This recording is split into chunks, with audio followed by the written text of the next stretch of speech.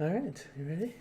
We gotta do it at the same time. We gotta introduce it at the same time. I don't. Somebody said that I sounded tired in the last episode, and I think I sound way more energetic this time around. How are you doing? Welcome to the Multimedia Clubcast. I'm sorry, is that... Welcome to the Multimedia Clubcast. Are you just gonna which is our temporary title for this podcast. We're gonna fix that in post. Yes. You're gonna layer it? Yeah. Okay. No, I don't know how to do that. But I can try. If we had Chris, I would ask him. That's a thing nobody's gonna get. So moving on. Well, this is the second episode, and if you remember, if you remember last week, things were kind of haphazard. There's a fly around here, but we're just gonna keep moving on. Things were kind of haphazard last week, sort of casual, no theme, all over the place. And today's sort of also casual, no theme, except we're introducing one new concept, and there's sort of a theme for our movie segment. And what would that be? The theme is favorite and least favorite movies, because to get to know us as presenters, it would help to understand what our examples of pinnacle of... Okay, that's a bad sentence. What our opinion of like pinnacles of cinema are, and what our opinion of how not to do cinema.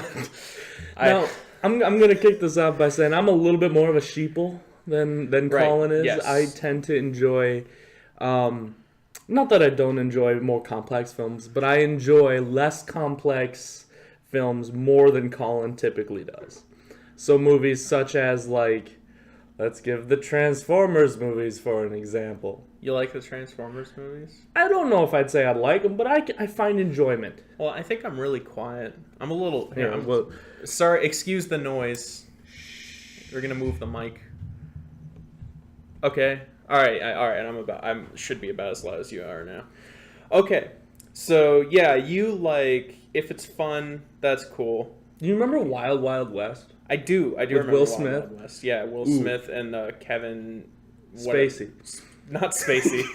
James. Hold on, IMDb. IMDb, please help. I've been bringing up IMDb links, and I can't believe I didn't foresee that you would mention Wild Wild West with Will Smith. I neglected to include it. I'm so sorry.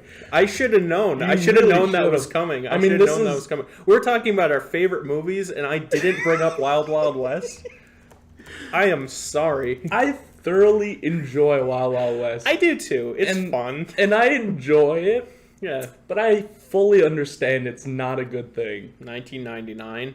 This podcast is all about talking about cheesy movies from 1999, isn't it? It was The Matrix last week. Yeah, but that one's a little bit more acceptable. Kevin Kline. Wild West. Kevin Kline, that's who I was thinking of. Oh, and Kenneth Branagh. Kenneth Branagh's in it. He's the guy who made my fancy socks, right? Sure. Calvin Klein, right? Yeah, Calvin Klein. Yeah, exactly. Gotcha. Kenneth Branagh's in it. I did not. He's the wheelchair guy, right? Is he? Is that Kenneth Branagh? I don't know. What's he look like? I don't know. I just have the eye. Hold on. Well, anyway, that doesn't help me. Oh, jeez. Yeah. Oh, yeah, that is Kenneth Branagh. Yeah, it's the wheelchair guy. The wheelchair guy was Kenneth Branagh. Yeah, the bad dude. Wow. Okay. So anyway, best movie of all time. So best movie of all time, Wild Wild West. So we have Josh's pick. No, do you want to go first or should I?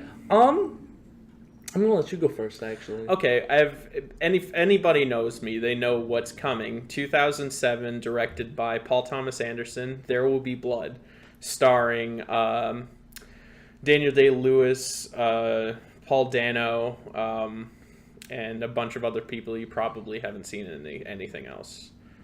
Paul F. Tompkins. It's real good. Yeah, it is.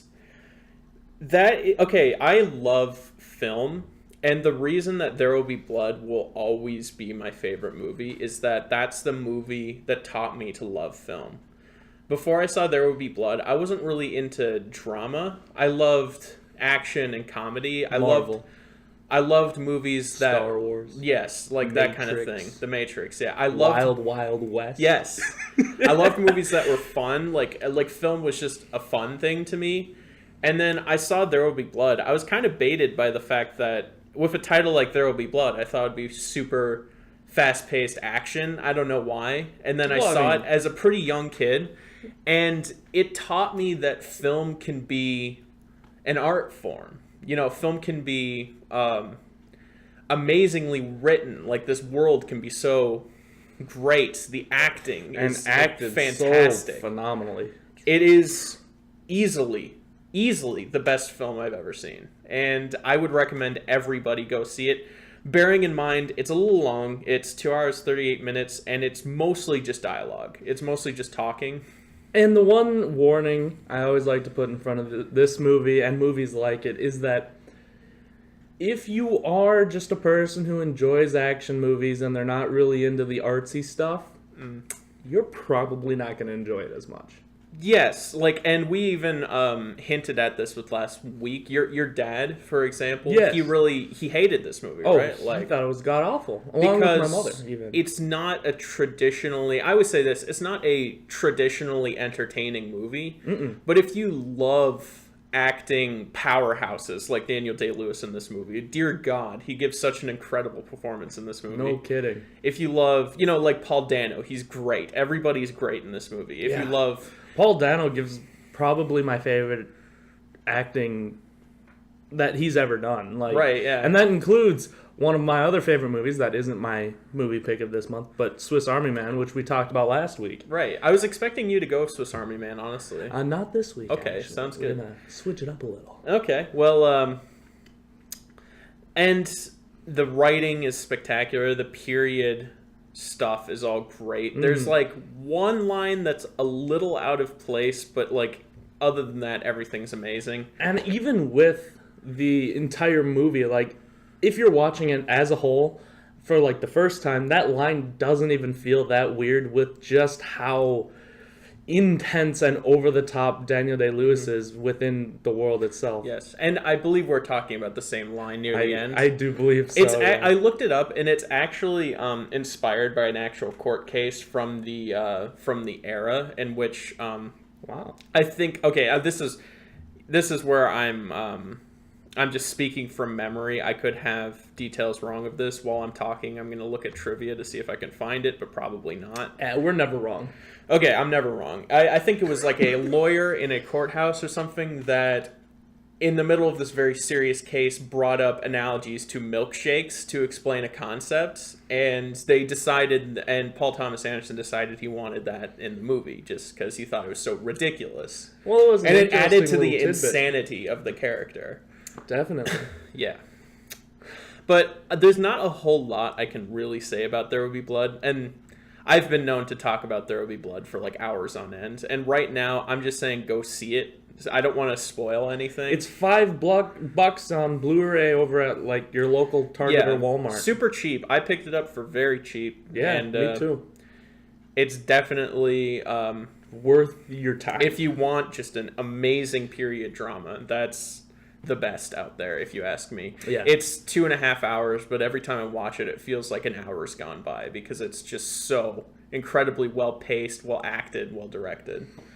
And just the emotions in it are crazy.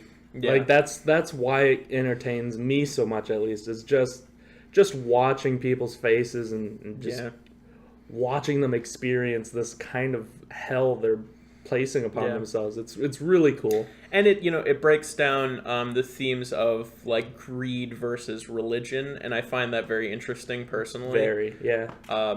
Just go see it, really. That's what I'll leave it with, really.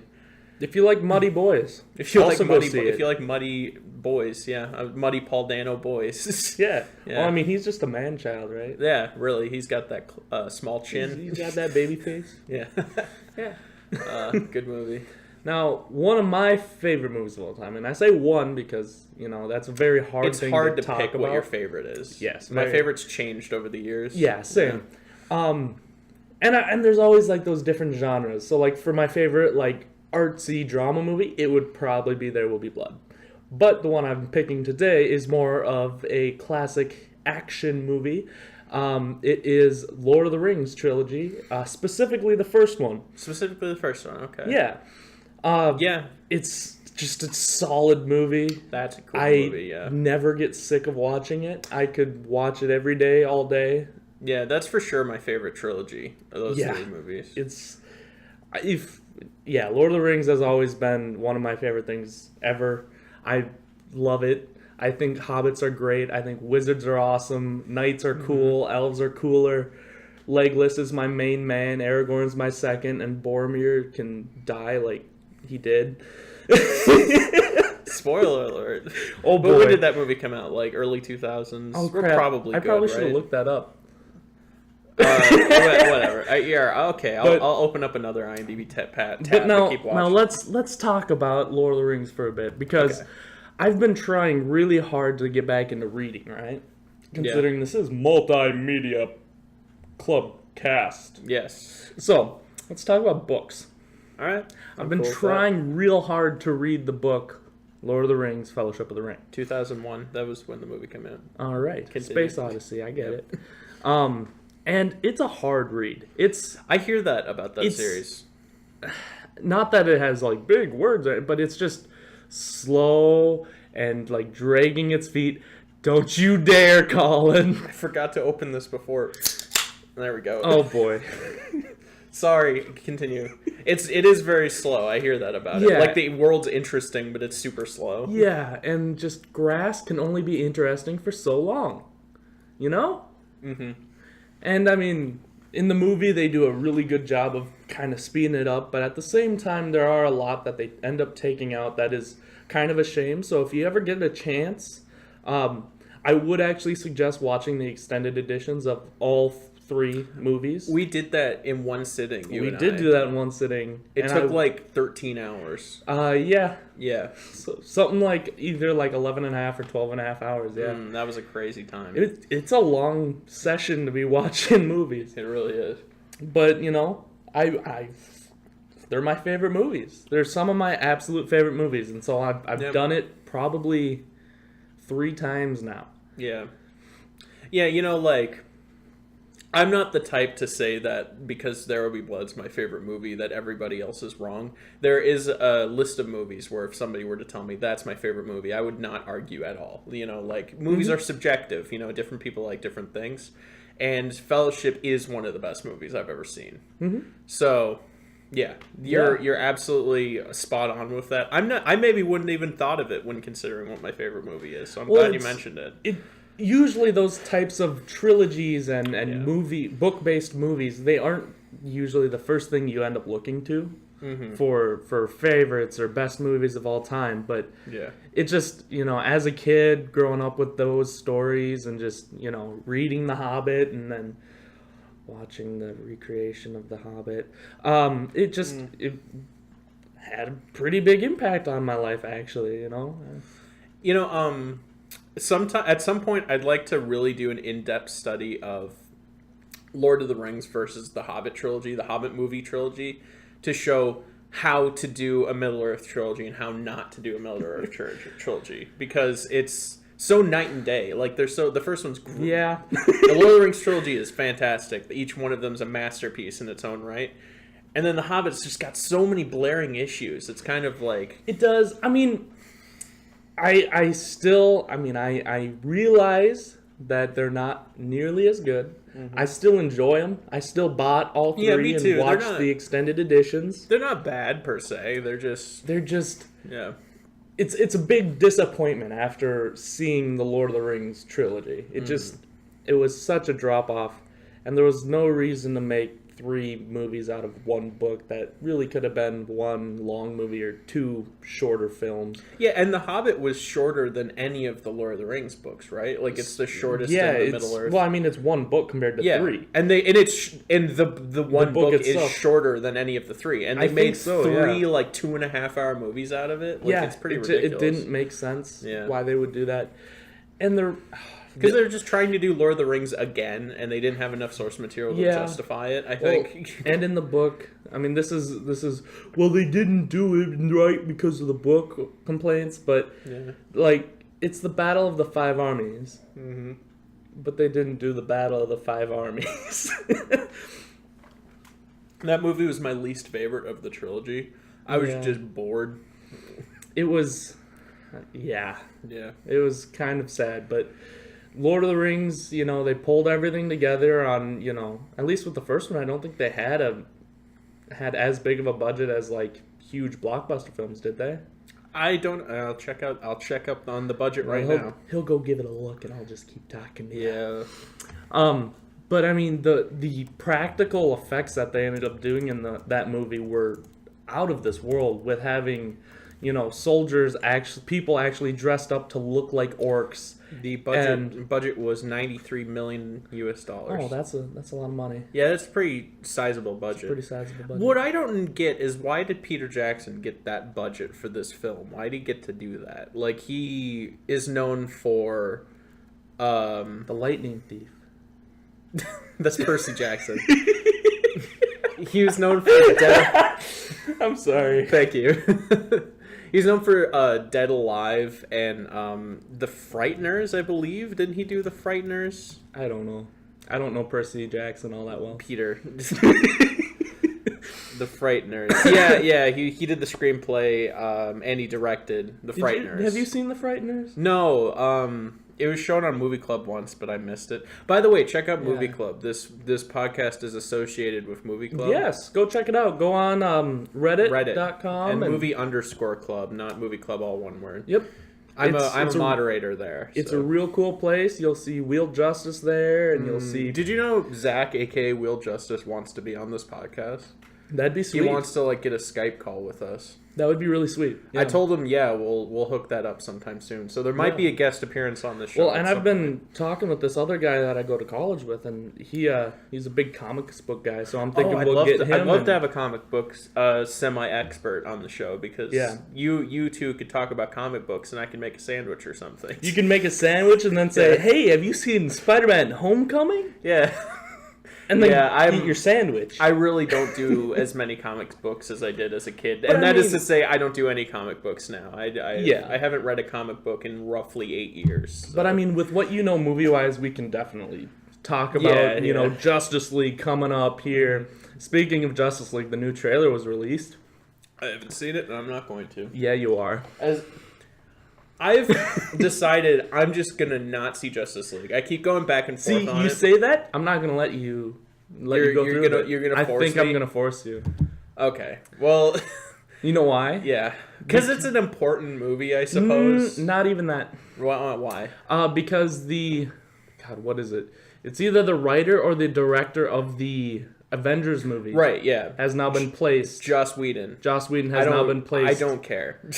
Yeah, but can Joss Whedon save it? He might be able to. I think I heard that he redid some of the dialogue and the lines shot. Right, but Joss Whedon did Age of Ultron, and I hated that. So it's not like he can do no wrong. But you hated Ultron because of the villain, didn't you? I hated Ultron because the villain was awful and the movie just was boring. Well, the villain wasn't his fault, at least. I suppose. I mean, it was the studio's fault for sure, because they thought Ultron too scary. You can't make toys out of that. Yeah. You know? But yeah, so we're hoping to have some guests on this show, and we're going to get into some cool topics there. Yeah, for sure. But for now, let's talk about, we got our number one favorite movie of all time. Now least favorite. Now we're going to least favorite. Least favorite now, okay. All right, so you have to explain to me this one. Okay, yours. If this goes up on YouTube, I might at some point, I'm gonna probably edit in a picture of the Blu-ray cover. That sound is I'm handling a Blu-ray case right now because I need this as a visual aid. Why do you need it as a visual aid? Because there's a movie titled Jackie Chan Kung Fu Master, but that's not really the title. But let's just roll with it right now. That's not really the title. Well, okay, looking at this cover, and I'll put it up on screen. I'll try to put it up on screen right now if I can. Looking at that cover, what movie do you think that is? Well, let's see. We got Jackie Chan standing there with his poorly photoshopped head. Yeah, and his knee up. Yeah, and fists are ready. Yeah, and below Jackie Chan Kung Fu Master, you got this nice black line, and then you got a bunch of of guys with like sticks with pointy metal on it, Yeah. and they're fighting. So if you had to describe really simply what kind of movie you think this is. Well, from the title, Kung Fu Master, Yeah. And the it fact that says there's a lot of Jackie like Chan. like ancient kung fu weapons involved. and a lot of Asian men, Yeah. I would imagine it's something along the lines of a kung fu movie. I saw that and I thought, looks kind of like Crouching Tiger, Hidden Dragon, right? Like it looks. Have you seen that? Or you know about it. I know right? about like, it. Yes, I've it seen the looks second one. like kind of this like ancient kung fu epic. And this is actually a present from my parents. They saw it in the store and they're like, Colin likes kung fu. Let's Ooh, give it a he shot. does like kung fu. I love kung fu. Remember that 6-pack we bought? Yes. Not beer, kung fu movies. Yeah, absolutely. I love kung fu. There's actually a kung fu movie I have called Old Dirty Kung Fu that I haven't seen yet that I'm going to. But if it's anywhere near as bad as Kung Fu Master, I will not like it. Now, Okay, what is wrong with Kung Fu Master? The thing about Kung Fu Master is it's a lie. Everything you're seeing right there is a lie. It's a all a blatant lie. The only nugget of truth in this entire back is you see this kid here. That's the main character. Okay, so Not Jackie Jackie Chan Chan. is not the main character. He's not only is he not the main character, he's not barely in the movie at all. He's not barely. He's in. Okay, the idea of this movie is it features a kid who is. He is kind of a loser. He has bad grades and he gets bullied because of his bad grades. Not because he's a loser, but because he has bad grades. That's what bully people about, you know. They're all getting A's in history and they're like, you got a 60%, loser, punches him. So this is like a new version of Karate Kid? Funny you should say that because I believe this movie was intent on cashing in on Karate Kid, but in a much less interesting way as you might think it will have been. Oh, the computer. Hold on a second. Okay, we're still recording. Right, we're Everything good. broke. So, the movie, You know the movie. I cannot even speak correctly because this movie puts me in such a blind rage. The movie focuses on a kid who is a massive Jackie Chan fanatic. He loves Jackie Chan. Like in the context of the movie, Jackie Chan is an actor who he is himself. He is. Okay, yeah. The movie takes place in real life. You see Jackie Chan in fight scenes, but they're just him acting with actors. Yeah. And there's only like 2 of them in the movie, one at the very beginning, one at the very end, and then he's just not in the movie in between those. So how much runtime do you think he has in the entire movie? Probably, if I had to guess, I'd say like maybe between 5 and 10 minutes, probably. That's almost. He's in a couple That's scenes. as bad as Godzilla in Godzilla. Yeah, right. Yeah, exactly. It's about Godzilla level. And the 2014 Godzilla, that is. Anyway, Yeah. This kid, because of his bad grades and the fact that he wants to be Jackie Chan's disciple, he runs away and he tries to find Jackie Chan. And the whole point of this movie is this kid's just going to go find Jackie Chan. And along the way, he gets into some bad situations. He gets kidnapped by gangsters. He gets kidnapped by gangsters. Like he gets picked up by the police. He gets in a lot of these bad situations, and throughout the journey, he meets people. And like this kid's just a selfish. He's just not. He's a selfish. He's not prick. likable? Yeah, he's not a likable character at all.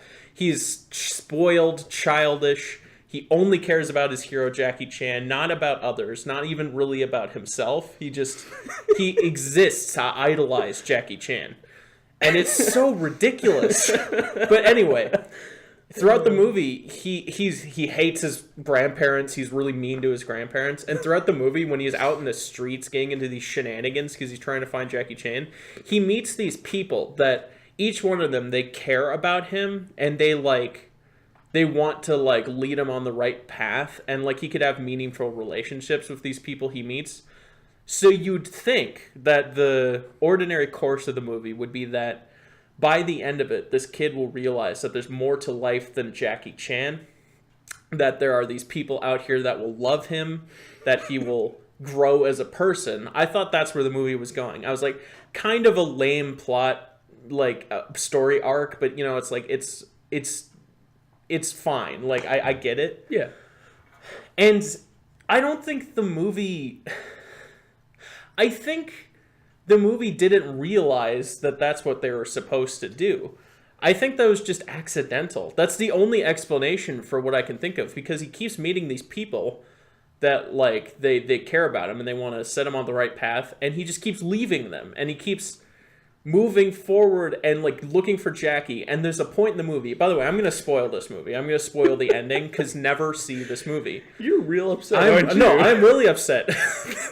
This is more worked up than I get about anything, okay? There's a point in the movie where he meets this police officer woman who, like, she, like, invites him into her house because he has nowhere to stay. And he steals her uniform and he pretends to be a cop. Like, already he's taken advantage of her nice act, and he's, like, already trying to screw things up. But then, in the process of which this police officer woman is chasing the criminal that kidnaps the kid earlier in the movie, and she falls off a building and is in critical care in the hospital, and the kid runs to the hospital, and there's this scene where he's carrying her body to the hospital, and he passes this truck that has Jackie Chan in it, and it's like this, I was like, oh, this is perfect. This is like, oh, he's like ignoring Jackie Chan, his idol, so that he can care for this woman. Like, finally, there's a good message to this. Like, there's more to life than just meeting your heroes. And then he puts her in the hospital, and then he comes back, and the doctor's like, she's stabilized, she's going to be fine, but you can't see her now because she's got to, like, rest up a little bit. And then he leaves the hospital, and he goes to continue looking for Jackie Chan. And you never see that woman again in the rest of the movie. And he keeps looking for Jackie Chan. Yeah. It's like that whole arc was pointless. No. That's real bad. And the movie's like climax is that him and his grandparents, and it's just, this scene sucks. It's him and his grandparents like hassling a guard outside of where Jackie Chan's filming. Oh no. Yeah, and then this leads into, this scene sucks because the kid's like such a brat. He's like just this like childish, like, I want to see Jackie Chan, with his poor grandparents by this security guard who's like trying to tell them, you can't see Jackie Chan, he's private, he's filming here. And then the guard tells the kid, you can be like an extra on the set of this movie, right? And then maybe you'll get to meet Jackie Chan. So the kid does that, apparently, because you can just be an extra. You just walk in and you're just an extra now, Yeah, if you complain hard enough. Yeah, right. And then the kid tells off his grandparents because he sucks. He starts like yelling at them, like, and then he just goes to be this extra, he just abandons them. and then while he's on the set as an extra, his job is to play a dead body in the background of a shot, and he keeps moving because he wants to see Jackie Chan, and the director's like, what are you doing? And then he like starts hassling the director, like harassing the director, like, I want to see Jackie Chan. And the director's like, Jackie Chan's not here. You can meet Jackie Chan, but at the premiere of the movie. And then he makes a scene, and then they fire him and pay him for messing up 2 takes. They pay him, and then it's all sad. He had the opportunity to see Jackie Chan. Don't hit the table. He had the opportunity to see Jackie Chan. Colin, we went over this. He had the opportunity to meet Jackie Chan. I don't care how mad you are about this little kid not being able to meet Jackie Chan. He had the opportunity. Don't hit the table. Okay, I won't hit the table. She was like, You're so mad your glasses are fucking Okay, I'll take the glasses off. Okay. He could have seen Jackie Chan, right? Because like she's like, you can meet him at the premiere. You can meet Jackie Chan at the premiere. You can meet Jackie Chan at the premiere. And then he's like, whatever, and then he leaves because he just doesn't get. He just doesn't. He's like, I have to wait to see him. No, and then he just leaves. How long has he already been waiting to see Jackie Chan? Like weeks, months. and then out of nowhere, like his grandma like finds where Jackie Chan's like staying in a hotel, and then she gets to the guard at the hotel and she's like, I have to use the bathroom, can I come in? And he's like, okay, fine. And then she goes upstairs and she meets Jackie Chan in his room, but since Jackie Chan's like in a costume from a movie, she doesn't recognize him. But all the costume is just a hat and a fake mustache. Like, it's clearly Jackie Chan. I'm sorry, I spit on you, I'm sorry. That's fine. It's clearly Jackie Chan, right? And she's like talking to him. She doesn't recognize him, and he's like, "Oh, I want to." And she's telling him about how his son wants to meet Jackie Chan. And he's like, "Oh, tell me more about how your son wants to meet Jackie Chan." And then they arrange a meeting with Jackie Chan, and the son meets Jackie Chan. Finally, climax of the movie. They take a selfie together, or like the grandma takes a picture of them together, and that's the end of that scene. And then now the kid's back at home. Oh no! And Jackie's like, "Oh, take the picture on my phone because I'll only send it to you if your grades get better." And, oh my god! And that was like the whole message. Is like, I'll send you this picture of you and I if you improve your grades. And then the kid's back at home, and the bullies that were like bullying him early in the movie, they're being really nice to him because he got an 80% on his history test, and now they're all like, "We just wanted to make sure you were academically up to pace. It's like, now that you're doing well in school, we really like you." And then he's like, "Oh, good. Otherwise, I'd get Jackie Chan to come here and beat you up." And then they're like, "Oh, you don't know Jackie Chan." And he's like, "Sure I do. I'll call Jackie Chan. I'll prove it." And then he calls Jackie Chan. And this is the weirdest part of the movie. I don't really get it. So, oh no. It was framed. Okay, so what happens is he calls Jackie Chan on the cell phone, and another kid puts his ear up to the cell phone as he's calling Jackie Chan, and the kid's like, "I don't hear Jackie." And then there's like silence on the cell phone. And I thought for a second it was framed like he imagined the whole thing. It really seems like it's framed that way. And then I thought maybe and the kid like looks really sad, and he throws the phone on the ground because he didn't get a response from Jackie Chan.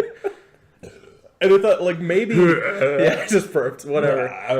Moving on. I thought maybe either they're saying that he was delusional and he just imagined the whole thing, or that Jackie Chan doesn't actually love him after all. And that's like the sad revelation. And he's like walking away, and then there's a shot of the phone in the sand, and then it beeps. There's a text message, and the kid runs back to the phone, and he gets that photo of him and Jackie Chan. He got texted that photo of him and Jackie Chan, and the movie's over. That's it. That's really bad. Anyway, what's your least favorite? No. Oh boy. That means we're gonna have to watch this. No. Colin. Look, okay. Colin. I am never watching that movie again. Colin. Look, that is the worst thing I've ever... No, you don't get it. Colin. You don't get it. Colin. You don't get it. Listen. Okay. My least favorite movie of all time What? is only because of you. Okay. What is it? Your glasses are still really I foggy. know. I got really heated. I'm sorry. I can't believe that. It's funny. In Digibaka, the whole idea was that I was I was trying to be the calm one, but I just got more heated than I have ever gotten in my entire life. That's very true. Because I hate this movie. I understand. I hate this movie. Just threw the movie on the ground. We're watching that. No. You know why? Why? Because you made me sit through Fateful Findings. Oh. Oh, I'm sorry. You should be. It's coming back around. Oh, okay. That movie is my revenge. Okay, do you want to talk about Fateful Findings? I really don't. Okay. But I mean, I guess that's what this is about, right? Yeah. All right. I don't... Guys, that was way more intense of a tangent than I was expecting it to be. I just screamed about the entire movie, and it just kept going. So, most of you, if you don't know about movies or the underground movie world, yeah, you probably don't know about Fateful Findings. Yes, fair to say, it's a pretty underground movie. I didn't know about Fateful Findings, but Colin did. Colin, I own it on DVD. Colin went online. I bought it, yeah. Somehow, through that impossible website, he bought it. He got it, yeah, and then proceeded to watch it. And then he calls me. Yeah. He says, "Hey, Josh." I'm like, "What?" He said, "I got a movie for you." I said, "What?" "It's Fateful Findings." And I said, "What the hell is Fateful Findings?" He says, "It's the best thing you'll ever see." Yeah. And I said, "What do you mean by thing?" And he's like, "Well, it's I don't know if I can call it a movie." Yeah, right. Yeah. So I proceed to go to his house, Yeah. and when we sit down upstairs in a couch together, like two grown-ass men do, and we turn on this movie, playing on, I believe, either his Xbox or PS4. It's PS4, I think. And I couldn't get the Blu-ray. I'm sorry, though. I don't think a Blu-ray exists. I Continue. don't think so. Yeah. He hits play.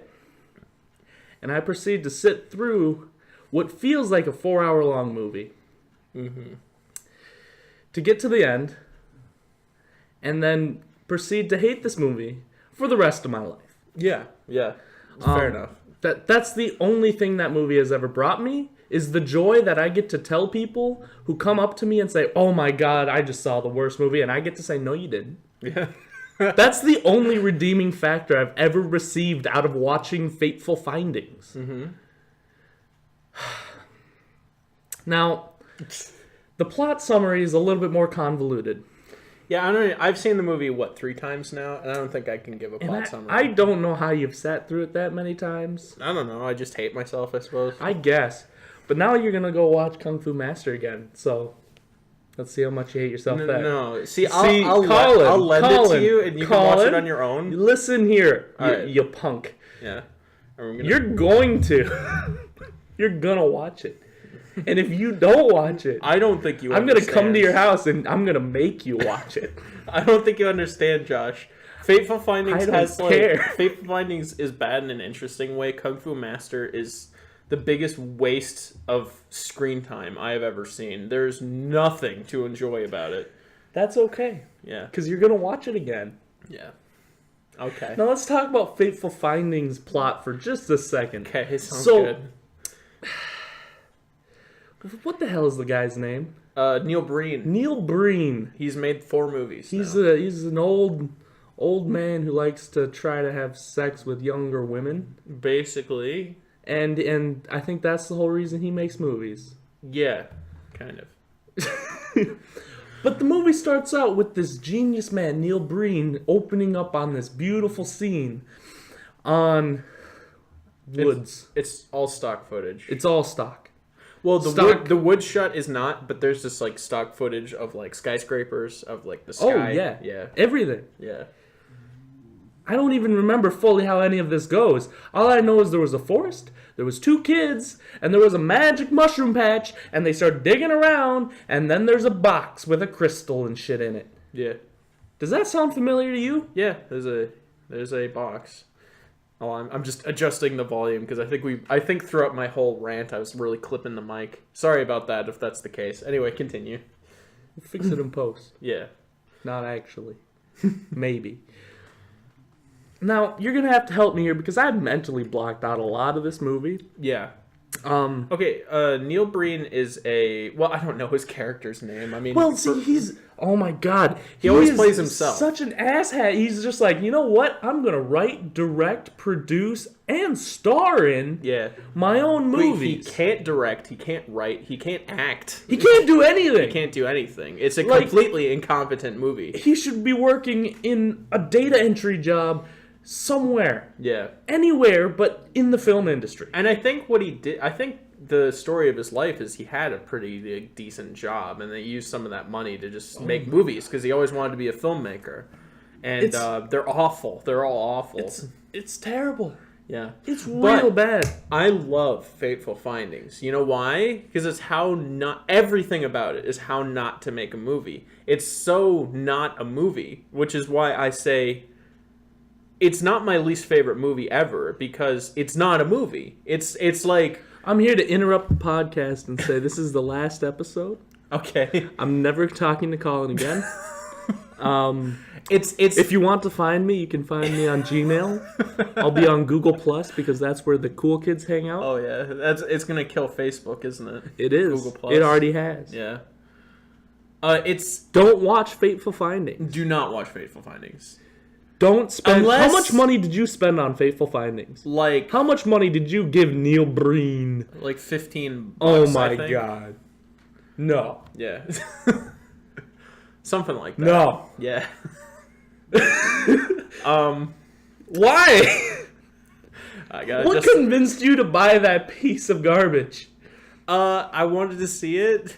If you can watch it for free on YouTube right now. I wanted a physical copy. Right? It was special to me. It was I could have downloaded it on a flash drive and put it on a disc and handed it to you. It was important. It was special. It's the worst. It's the worst. Yeah. Go, just don't watch it, but go to YouTube. Open up just a clip. Just any clip. It doesn't matter what clip because they're all that bad. Yeah. And just watch. Just a little clip. Watch either the one where he's throwing his multiple laptops. Yeah. Or the one where he's talking about government secrets because he knows government secrets. You know, the secret kind of government secrets. Yeah. Or the one where he steps into a trailer outside of a Walmart for no goddamn reason. Or the one where he's just... Well, he phases through the door of the trailer. Oh! He disappears on the reappears on the Oh! It's so bad! Yeah. It's so bad. Yeah, it's pretty bad. It's so bad. Yeah. He forces his wife to suicide, and then he gets another wife. They have the worst relationship. They have the worst sex. I don't even know if you can call it sex. It was just awkward, weird. You see more nudity of Neil Breen than you see of his wife. It's very true. Yeah. He is... Yeah. Oh. Anyway. It's bad. So that's your least favorite? It is. Fair enough, yeah. I can see that. It's one of the worst movies I've ever seen, for sure. But... Just the thing about... Okay, so I find filmmaking interesting, and the thing about Fateful Findings that I actually do find a tad bit enjoyable is how flabbergasting the whole thing is. The problem with Kung Fu Master is I understand completely why they did everything they did. It's because they wanted to make a dumb family kids movie, and they wanted to bait and switch the audience and make them believe it's this Jackie Chan Kung Fu epic, you know? Now, I know why they did it. I don't like it. It's so stupid. I'm stupid. I'm thoroughly confused because I don't fully understand this movie right here. Yeah. Kung Fu Masters, that is. You're not gonna find an ounce of enjoyment if you watch it, Josh. You're just gonna wish you weren't. Watching it. Listen to this: Jackie Chan in action on the back. That's what it says. And then the little description here is Jackie Chan is the undefeated Kung Fu master who dishes out the action in traditional Jackie Chan style. Right, yeah. Like he does in the movie. When a young boy sets out to learn how to fight from the master himself, he not only witnesses some spectacular fights, but he learns some important life lessons along the way. He doesn't, though. He doesn't learn life lessons. How much of this is the truth? Okay, well, okay. Jackie Chan, that's true, is the undefeated Kung Fu master who dishes out the action in traditional Jackie Chan style. That's not true. When a young boy sets out to learn how to fight from the master himself, even that's not even really true, because that implies that he has a reason to be doing this. He doesn't. He just wants to meet his idol. He not only witnesses some spectacular fights, he doesn't, but learns some important life lessons along the way. He doesn't. So the only true thing in this entire synopsis is Jackie Chan. Jackie Chan is in it, but he's barely in it. He's in, like, 3 scenes. 4, maybe. Yeah. But, like, ugh. I get angry when I think about this movie. And I like movies. I can find redeeming factors in most movies.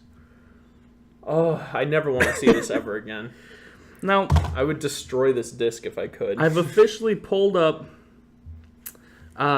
Neil Breen's Fateful Findings. Sounds good. Which was released in 2013, so it's not like a super old movie either. I mean, it looks like it, but it's not. It's only an hour and 40 long minutes. Yeah, you know? It feels like 3 hours, though, because it's so slow. Now, I'm going to read to you... And look, There Will Be Blood is slow, but it's well-paced. Oh, it's... This is slow for no reason, and nothing happens in Fateful Findings. Now, I'm going to read to you this description written up on IMDb. A small boy discovers a mystical power as a child. And that's Jackie Chan. That is Jackie... Yeah. What mystical powers does he... Anyway.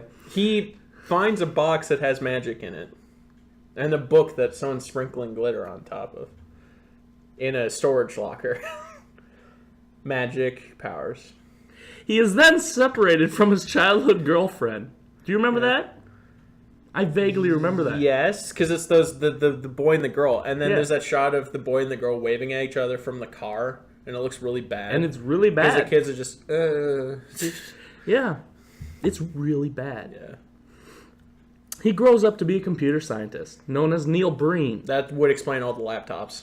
who is hacking into the most secret national and international secrets. Yeah, that's a direct quote from the movie. It is a direct He's quote like, from I'm the movie. hacking from all the national and international secrets. He says it just like that. He does. Yeah. What secrets, you might ask? You never know. Does it say that? No, that was me. Okay. I almost believe that it actually said that. What secrets? You never know. Because that's just what the movie is. It never tells you what secrets. He just says, I'm hacking secrets. That's it. It's true. Yeah. Oh my gosh. God. His childhood finding, I guess that's what his powers is, gives him... No, okay, so when he finds the box with the magic, he gets amazing paranormal powers. Yes. You might ask, what kind of powers? Mm-hmm. I don't know. He can warp through walls. Once. Yeah. And he can... Kinda? And he can... if he's standing right in front of it. He doesn't need medical equipment, so he can just pull it out of his skin. Yeah? Yeah. Is it? Yeah? Yeah. And he can come back to life after getting hit by a car. That's true. Yeah. That's this right here. He's reunited with his girlfriend mystically on his hospital deathbed. Yeah. She's like a nurse or something. It doesn't. Yeah. I don't. But then she comes back later. She's not a nurse. I forget. But It then just doesn't make any sense. He's like in a relationship with this drug addict. I don't Oh, hey Sam.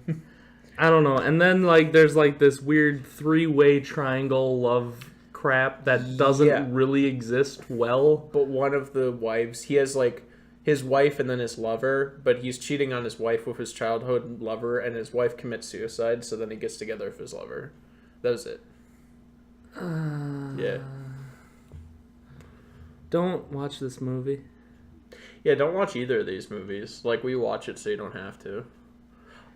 He attempts to reveal all the Washington, D.C. large press conference with fateful and dangerous consequences with all those national and international secrets. He threw his phone. I threw my phone. And Sam is on the table now. Hello, Sam. My cat. Sam's a cat. Sam's joining this podcast. Say hello, Sam. Also known as Samuel L. Oh, he's Catson. not gonna. Yeah, his was it you who named him that? No. I think it was Abe. I love that name, though. My cat's name is Sam, and He also hates we Fateful Findings. extended it to Samuel L. Catson. Yeah. Goodbye, Sam. All right, he's on the ground now. So, yeah, both of those movies suck. We're almost. This has been so crazy. We're like 50 minutes in, almost 50 minutes in. As of this recording, I'm going to cut a little bit out, I think, but. Leave it I in. still have some stuff to. Leave No, it- no, no. no. I'm from the beginning. I'm Yeah. not cutting any of that out. But Leave it all in. you know what we forgot to do? What did we forget to do?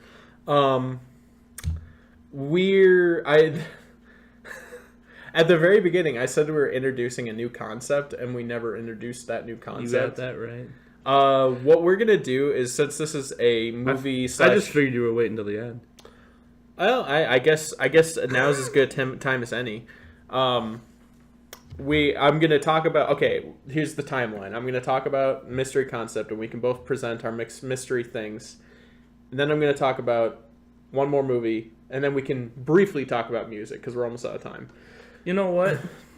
So, How about we make this week's episode just movies, and then we'll make next week's episode right after this, if you have time. sure, yeah, okay, we'll right. do that behind the scenes. That's what's going on. So this one will be just strictly movies, just and then the movies. next episode will be our music, because we had a lot to say in that last one right there. Yeah. Okay, so then let's continue with the rest of this movie half, and then Yep. next week you'll get some music. And I mean, we're almost done anyway. I mean, we've talked about a lot of movies. Yeah. You got anything else? Oh. See. What do you got over here? Oh no, I haven't. Oh, I'm I sorry. haven't Am I revealed not- my movie yet. Am I not supposed Okay, to know? here's the deal. I'm so sorry. For the rest of this I'm so podcast, sorry. we're gonna do a weekly thing. I'm so sorry. How about? Okay, we're gonna do our weekly thing. You know, the weekly thing.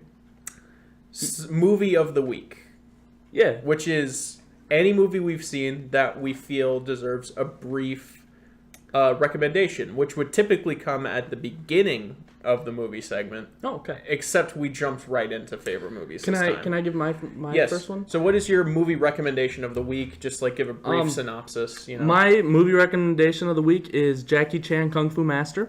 Gotcha. Colin, I know we're gonna definitely see it this week. And I would recommend everybody else go out there and buy it. Give them money for this movie. No.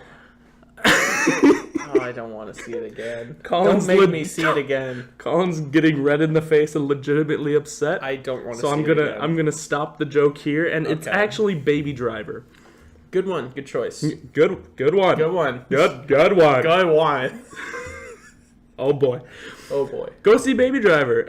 It might, even if you're lucky, still be in your theater, your local theater. I know there was one or two around us that actually was still playing it. Yeah. So you might still be able to sneak it. Otherwise, it should be coming out in stores pretty soon here, within the next, month maybe. So yeah, go see. It's well, I'll let you talk about it, but it's Edgar Wright. Yeah, it's Edgar Wright. Stephen Wright. Yeah, same person. Same person. Yeah. The Emoji Movie, same thing. But Baby Driver is this excellently well crafted movie that is centered around a boy. His name is Baby. Mm-hmm. What do you think about the name Baby? Well, the name Baby appears in a lot of songs, doesn't it? And that's kind of the point, right? I don't want you to talk to me like that ever again. With the dismissive, oh geez, Sam, hello. So a quick plot synopsis is: you got this guy, his name is Baby, and he decided he is gonna be this car man. He is a car boy. Yeah. Car baby. Yeah. Car baby. Boss baby. Oh no. For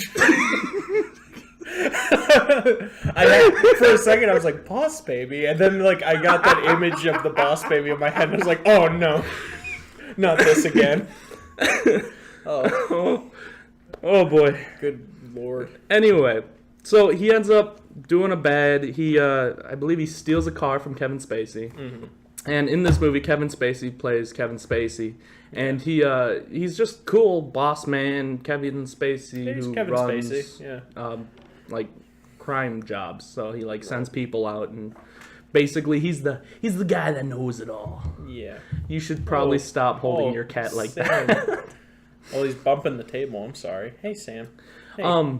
So then, while Kevin Spacey is kind of running this whole thing, Baby is his driver, his number one guy, and he starts sending these different groups of people on these, jobs to go hit banks or whatever they end up hitting. And the entire movie is, Baby trying to get out of that life because he only has to do it for so long for Kevin Spacey. And just, it's so good. Yeah, it's fun. It's fun. It's well shot. The music is fantastic. And I'd like to point out that, as well as having a great soundtrack, the whole movie, a lot of the action and the pacing of the movie, I don't mean pacing like story pacing, I mean like visual pacing. A lot of the visual pacing of the movie is to the beat of the music. Yeah, definitely. Which is super impressive from a technical sense. And it looks cool on the way they did that, because you have beats that and then he's just walking to that, and he's got a little bounce in his step, and it just looks real cool. And there's action sequences to the music. It's so good. When the beat drops, something happens, and it sounds and looks cool. It gives you this really nice feeling inside that everything is happening in time with each other. Now the plot goes that is all happening, and then things start to go wrong, and that's where I'm going to kind of leave it, so he gives us a little suspense. Yeah. And thanks, Sammy, for putting in your opinion. Sam, come down here. He's real sad. What'd you do to him? Well, he's yeah, I took him down from the table, and now he's sad. Sam, come down here. Sam. Anyway, yeah, any closing thoughts about Baby Driver? Go watch it. Yeah, very good movie. It's 2 hours of your life for an action crime music thriller. Yeah, absolutely. And it's a great time. It's kind of a weird love interest. I don't understand it completely, but it didn't detract from the movie for me at all. Yeah. That movie is probably in my top 10 Yeah. Top 15 definitely, but Okay. but probably in my top 10. I have oh geez, I have more to say about Baby Driver, and I really hate to say it after because you really love it. I really like it too, but I'm a huge fan of Edgar Wright, and there's just a little something in Edgar Wright's earlier movies that was kind of absent from Baby Driver for me. You know what I'm talking about? Yeah, Like, well, this was a little bit more stylistically, it's a little more like Hollywood action. This one was you a know? little bit more down to earth, not Yeah. quite so weird, out there, yeah. weird comedy based. Yeah, it was, and it felt a little more like, I don't want to say generic because it wasn't generic, but it felt a little more Hollywood action. Yeah, know, it was a little bit less quirky. Yeah, a little less bizarre. Yeah, but I mean, way maybe putting it. that's your thing. Maybe that's something one might Oh, like about don't it. get you me know? wrong. I like those other movies just as yeah. well. Yeah, but yeah, no, it gets a solid recommendation for me. Go see it. And my movie of the week is one that I saw just a couple days ago. Like I said, I'm part of a thing called Movie Club, and we watch movies every week. And our theme for this month is horror.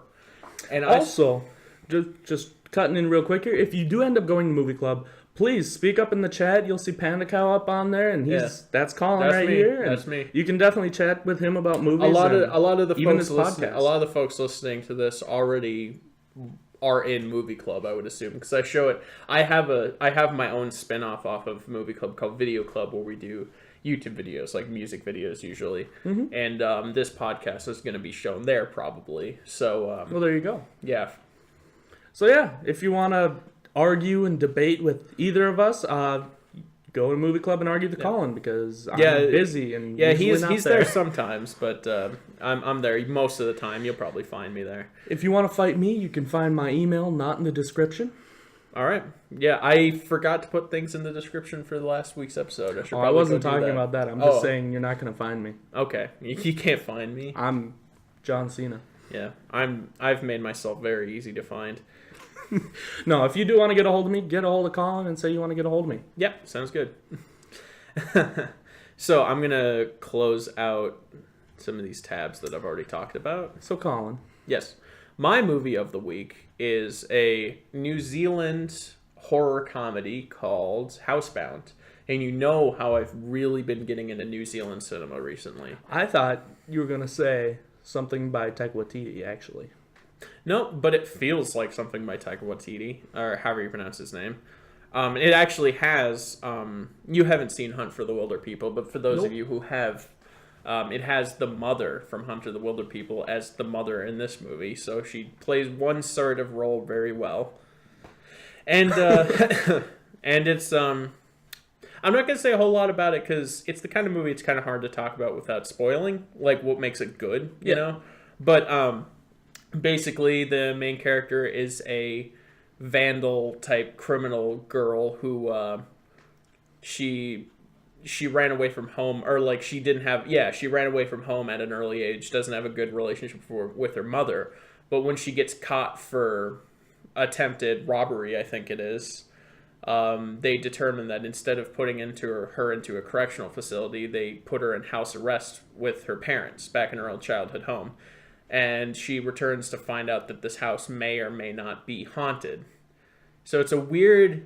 It's not the scariest movie you'll ever see. It's more comedy with like horror twists every once in a while. And what was it called? Housebound. Oh, okay. It's really good. Actually, I want to watch it with you because I think you'd appreciate it. It's really good. Now I'm just looking this up right here, and I think I've... Oh It's my on god, Netflix. I've seen this. You've seen it? I've seen this. Oh, yeah, it's on Netflix, and it has been for a while. I'm sorry. Don't slam the table, Josh. I've never slammed the table. I've seen Housebound, actually. You have? Okay. Yes, I Yeah. That's very strange. Yeah, no, I was at home, and I haven't seen all of it. I've seen most of it. But yeah, there's like that...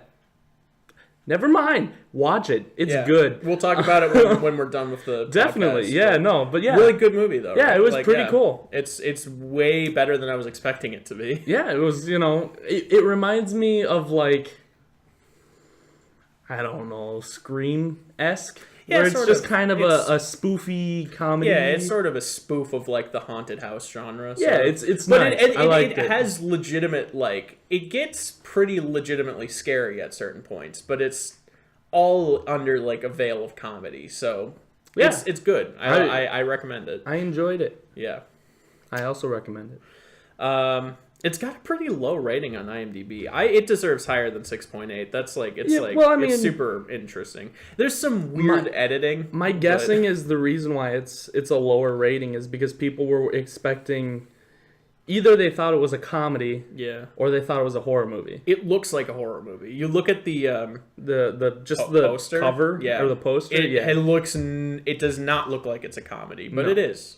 Yeah. Well, and even like as of a comedy standard, I don't know if it's like the best comedy. At least I don't think I'd say that. But as a kind of mashup of a comedy horror, it's definitely one of the better ones out there. Yeah, and New Zealand movies are consistently good from what I've been seeing. Like they've got a great sense of humor. They get good filmmaking. You know, Lord of the Rings. Yeah, well, yeah, Was filmed in New shot in Zealand. New Zealand, right? But I don't know if.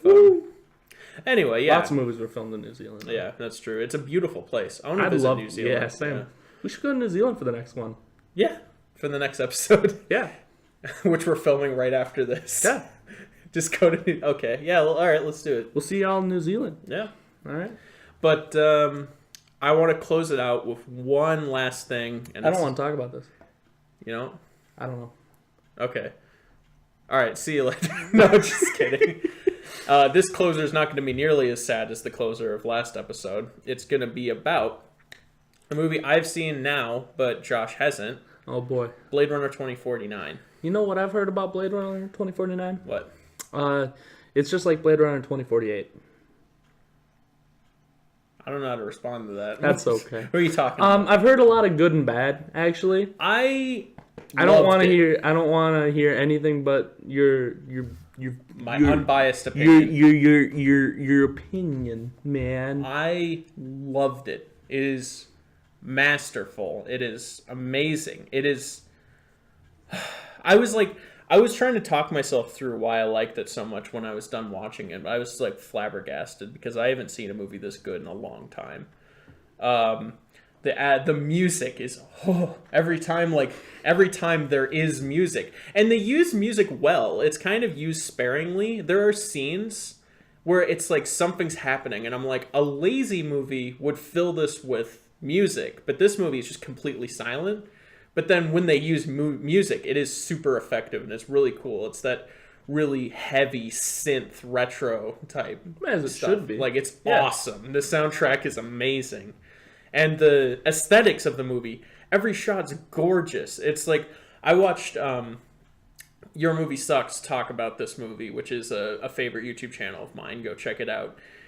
And he said that you could just pause this movie at any second of it and you'd get like a gorgeous desktop background. And that's true, because aesthetically this movie is gorgeous. It's beautiful. I feel like I'm repeating myself, but Sounds like we're talking about Swiss Army Man again. yeah. Swiss Army Man's the same thing. It's just an aesthetically beautiful movie. Yeah.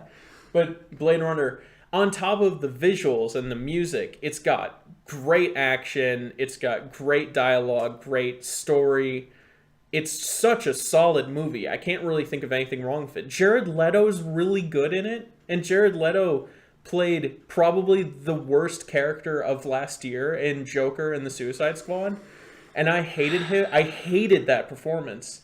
And Jared Leto's super great in this movie. He's so great in this movie that I forgive him for the Joker. I'm trying real hard not to get into a debate about Suicide Squad right now. All right, let's not. We'll save that for when you bring your comic book guy in. Yeah. Oh no. Anyway, Now I'm really excited to see it, but there has been a lot of talk about that movie, and one of my biggest, hesitations is it seems like this movie isn't gonna be living up to the expectations of the original. here's what I heard about Blade Runner 2049. It was like almost a meme, the fact that so many people are saying better than the original. And I love the original. You know this about me. Mm-hmm. I came out of it. I thought about it. I thought about 2049 after I saw it, and I was like, that thought, like, is it better than the original, came to my head, and I was like, it is absolutely better than the original. Right. It is just like the original. It has all the good stuff from the original, but it expands upon it, and it does everything to a masterful degree. The original wasn't without its flaws. This movie is perfect. It doesn't have that Terry Gilliam quirkiness as much, but that's kind of to be expected. It's taking itself a little more seriously. All right, but I was kind of like hoping I it would more still than be the there, original. but I know. Well, it I'm a does have flexible kind of guy. I can deal. It has weird stuff. This movie is what Ghost in the Shell should have been. The whole time I was watching it, I'm like, this is like Ghost in the Shell, but good. Like the American remake of Ghost in the Shell, I mean, that came out this year. I know you guys can't tell, but I just looked into the camera. Yeah. And I did that. The non-existent camera. I did the thing in the office where they look into the camera and they smile and they just kind of shrug. Yeah. I know you guys couldn't see that, but I thought I'd let you know. Yeah. No, it's like Ghost in the Shell, but good. What can I say? Now, I don't even know what that means, though. It's got a similar aesthetic. Like Ghost in the Shell's got that, like... I heard Naked Pink Lady's pretty neat. Naked Pink Lady is pretty neat. Right. And it leads to a shot of Ryan Gosling's face bathed in pink light that is like one of the most aesthetically pleasing things I've ever seen. It just looks so cool. Kind of like Emma Stone's being surrounded by that red frame in La La Land.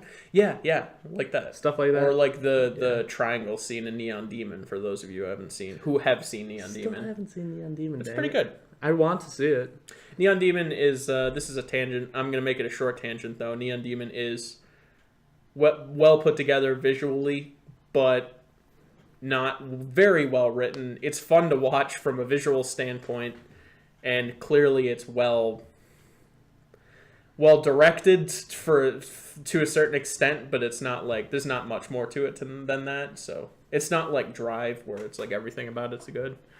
Yeah. All right. See Neon Demon and see Blade Runner 2049. And give this movie money, because it's not making as much as they were hoping it would. Go give it more money. It's made a decent chunk. Though, It's like, I think it was like number 1, but even still, I'm assuming the budget was oh my huge goodness! for this. You know what? I looked up how much Mother made. How much? Okay, so Mother costs, God, I think it was $108 million to make. Something crazy like that. Sounds about you know right. how much it raked in on the first day? How much? $7 million.